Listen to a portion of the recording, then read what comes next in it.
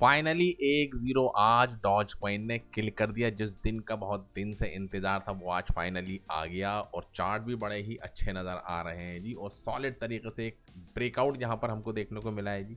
ठीक है, बहुत दिन से इंतज़ार कर रहे थे लास्ट वीक से कि कब ये ब्रेकआउट होगा, ये कब ब्रेकआउट होगा। फाइनली एक पॉजिटिव वॉल्यूमनेस को सपोर्ट किया है जी इस ब्रेकआउट को और अब एक नया दौर यहाँ से डॉज कॉइन का शुरू हो सकता है।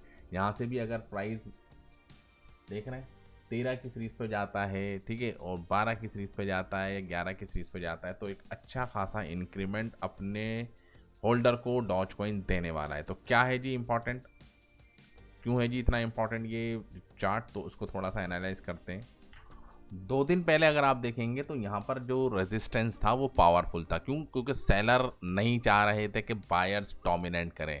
बड़े पैमाने के ऊपर सेलर्स अपने डॉज कॉइन को बेच रहे थे और इतने ज़्यादा सेलर थे कि बायर इतने थे ही नहीं।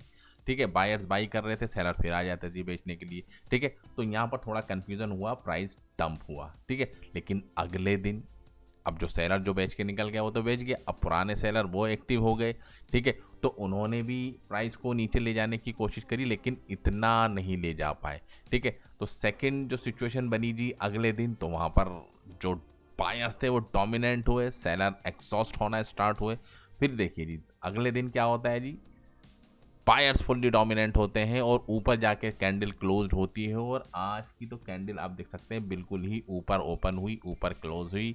ठीक है, हाई और लो भी सब ब्रेकआउट करने के बाद। ठीक है, तो ये एक इंपॉर्टेंट सिनेरियो यहाँ पर बना है जी डॉज कॉइन के अंदर।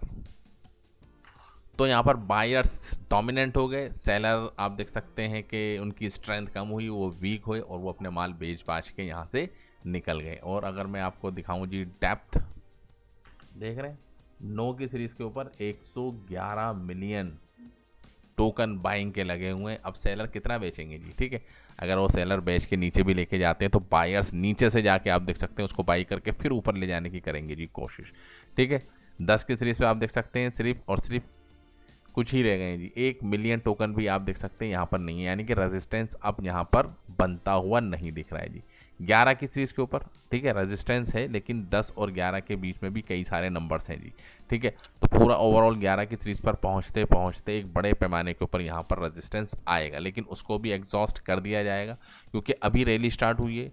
ठीक है, मार्केट के अंदर पॉजिटिविटी बनी हुई है, बिटकॉइंस भी डोमिनेट कर रहा है जी, इथेरियम भी डोमिनेट कर रहा है जी, बीम कॉइंस के अंदर रैली आना स्टार्ट हो गई है। वजह क्या है? क्योंकि मार्केट ने जो रिस्पांस दिया है जी, जो वॉर ख़त्म हुई है जी, अमेरिका ईरान, ठीक है, इसराइल और लेबनान जो आपस में जंग छिड़ी हुई थी और वो अब सॉर्ट आउट होती हुई दिख रही है, डील होती हुई दिख रही है जी, रजामंदी आपस में की जा रही है, स्ट्रेट ऑफ हॉर्मुज को ओपन कर दिया गया है।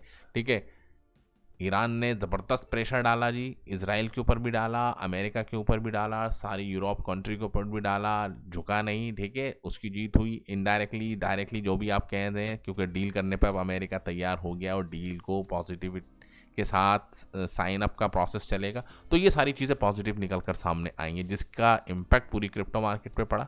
ठीक है, तो बात हम कर रहे हैं जी डॉज कॉइन की, तो यही वजह है कि लास्ट 2-3 दिन से जो सीज फायर की बातें चल रही थी तो उसका ओवरऑल इम्पैक्ट पूरी क्रिप्टो मार्केट के अंदर, पूरी शेयर मार्केट के अंदर। ठीक है, क्रूड ऑयल के प्राइस डाउन हो गए, क्रिप्टो के प्राइस ऊपर चले गए। ठीक है, गोल्ड के प्राइस ऊपर चले गए, सिल्वर के प्राइस ऊपर चले गए, तो ये सब चीज़ें पॉजिटिव हो रही हैं। ठीक है, तो नेक्स्ट रेजिस्टेंस आपको 11 की सीरीज पे देखने को मिलेगा, 12 की सीरीज पे इतने ज़्यादा बायर्स नहीं है। ठीक है, लेकिन जो नए बंदे आएंगे 11 की सीरीज पे जो बाई करेंगे वो 12 की सीरीज पे जाके, तो वो उस वक्त की बात होगी, लेकिन अभी पिक्चर ज़बरदस्त तरीके से बनी हुई है। ठीक है, और यहाँ पर जो चार्ट जो हमको दिख रहे हैं वो बहुत ही ज़्यादा है जी पॉजिटिव।